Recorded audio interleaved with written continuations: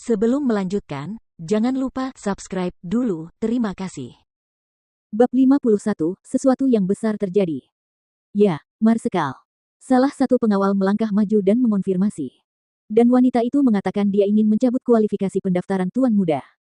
Cabut kualifikasi Tuan Muda. Amarah Marsekal Haotian membumbung tinggi, menembus langit. Benar sekali, Marsekal, wanita itu juga mengatakan akan menahan Tuan Muda dan pengawal itu ragu-ragu saat sampai pada bagian ini. Lalu apa setelah itu? Katakan saja. Bentak Marsal Haotian.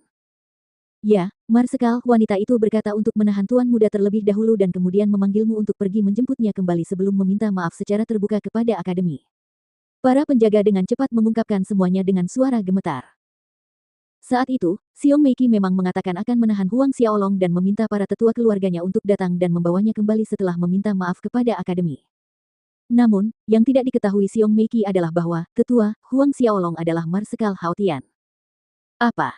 Marsekal Haotian berdiri dengan marah, kursi samping yang keras seperti batu berubah menjadi bubuk yang berserakan. Juga, pria itu ingin senior Fei Hou dipenggal untuk membuat masyarakat takut. Tambah penjaga lainnya. Penggal saudara muda untuk menghalangi masyarakat. Amarah Marsekal Haotian sudah mencapai titik yang tidak bisa dielakkan lagi dan dia berteriak, sampaikan perintah Marsekal ini, 10 brigade infanteri berbaris menuju Akademi Bintang Kosmik.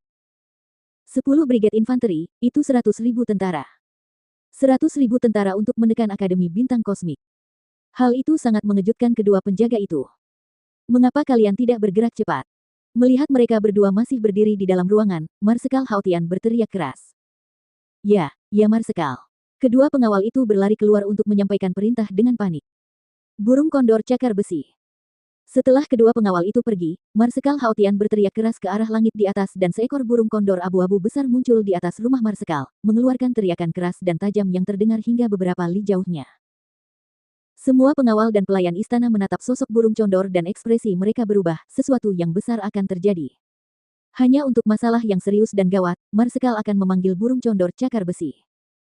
Semua pengawal Marsal Mansion dari Ordo ke-8 ke atas, berkumpul di alun-alun. Kemudian, semua orang di mansion mendengar suara Marsal Haotian yang menggelegar. Ya Marsekal. Pada saat yang sama, siluet berkelebat lalu menghilang dari berbagai sudut rumah besar, menuju berkumpul di alun-alun di rumah Marsekal. Ketegangan sebelum perang menyebar ke seluruh rumah besar itu. Huang Xiaolong dan Fei Hou yang berada di halaman mereka sendiri juga mendengar suara Haotian. Ayo pergi dan lihat. Huang Xiaolong dan Fei Hou tiba di alun-alun dan melihat Marsal yang siap memimpin 100.000 tentara ke Akademi Bintang Kosmik. Dalam sekejap, Huang Xiaolong mengerti apa yang direncanakan Marsekal Haotian. Tunggu. Tuan Muda. Melihat Huang Xiaolong di alun-alun, Marsekal Haotian melompat dari burung condor dan memberi hormat. Haotian, aku tidak ingin masalah ini menjadi lebih besar, kata Huang Xiaolong setelah dia memikirkannya sejenak. Bagi Huang Xiaolong dan Marsal Haotian, itu bukan hal yang baik jika keadaan menjadi tidak terkendali. Huang Xiaolong tahu bahwa surat rekomendasinya diberikan kepada Haotian oleh Kepala Sekolah Akademi Bintang Kosmik yang membuktikan hubungan baik mereka. Jika Marsekal Haotian memimpin pasukan infanteri yang begitu besar ke Akademi, itu pasti akan membuat teman-teman mereka canggung, dan pada saat itu, konflik akan lebih sulit untuk diselesaikan. Terlebih lagi, mereka berada di kota kerajaan, pergerakan besar seperti itu akan merusak reputasi Marsekal Haotian. Tuan Muda.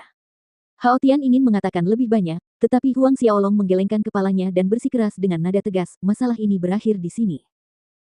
Benar juga, kakak senior, karena Tuan Muda baik-baik saja, lupakan saja masalah ini, Fei Hou membujuk.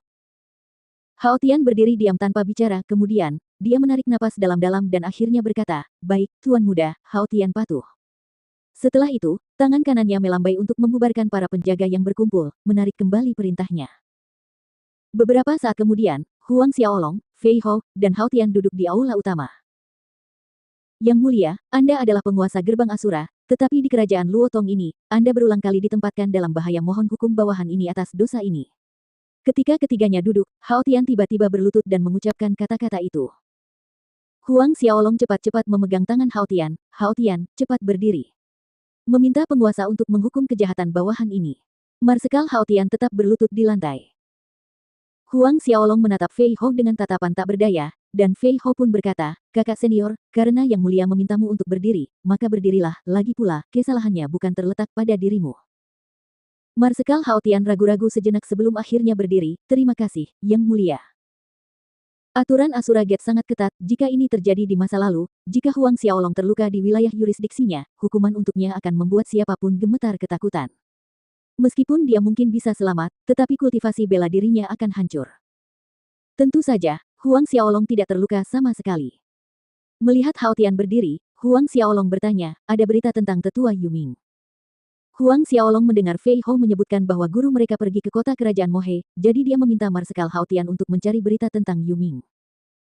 Menjawab pertanyaan penguasa, masih belum ada kabar dari Tuan, bawahan khawatir Tuan sudah meninggalkan kota kerajaan Mohe.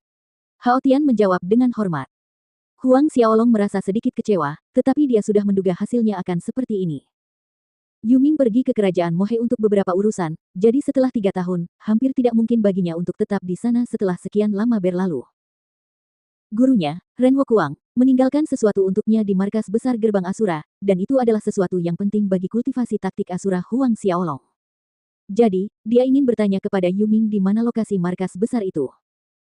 Ini tampaknya merupakan informasi istimewa, karena bahkan Marsekal Hao Tian tidak mengetahui lokasinya. Beberapa saat kemudian, Huang Xiaolong kembali ke halamannya dari aula utama. Ketika dia melangkah ke halaman, sesosok tubuh kecil berlari ke pelukannya. Anak kecil, kemana saja kau pergi beberapa hari ini? Huang Xiaolong bertanya sambil terkekeh, tidak menghindari sosok itu. Tentu saja, sosok kecil ini adalah monyet ungu kecil. Beberapa hari terakhir Huang Xiaolong tidak melihat makhluk kecil itu dimanapun. Hahaha.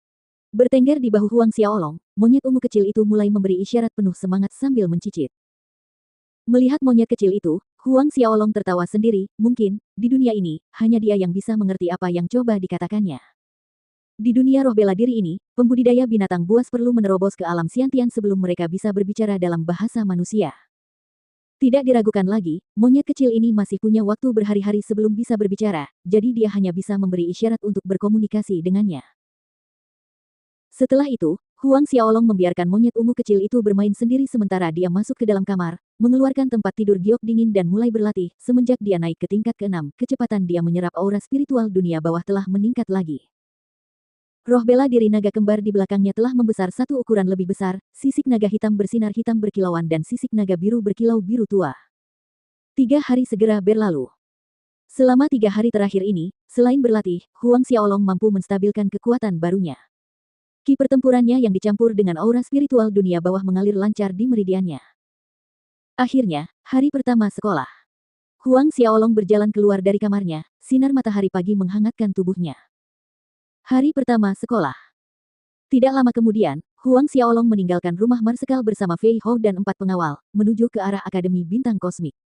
Marsekal Hao Tian menambahkan 2 pengawal lagi untuk melindungi Huang Xiaolong setelah insiden sebelumnya. Tak lama kemudian, mereka berenam sampai di gerbang akademi. Sejak akademi dimulai, Fei Hou dan keempat pengawal menemani Huang Xiaolong sampai mereka mencapai gerbang depan. Huang Xiaolong melewati gerbang sendirian dan setelah bertanya kepada guru-guru dan murid-murid yang lewat, dia berjalan ke arah kelasnya.